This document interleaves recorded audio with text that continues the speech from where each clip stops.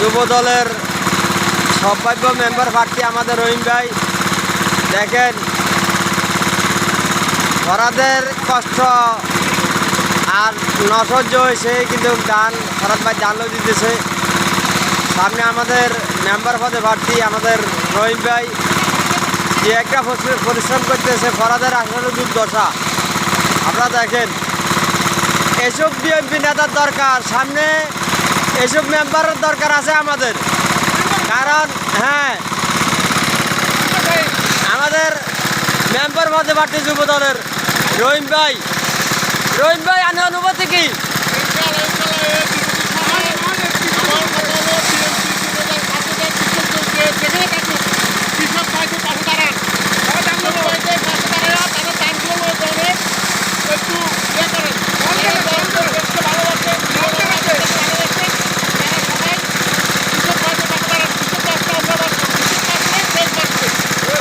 ইনশাআল্লাহ ভালো থাকেন।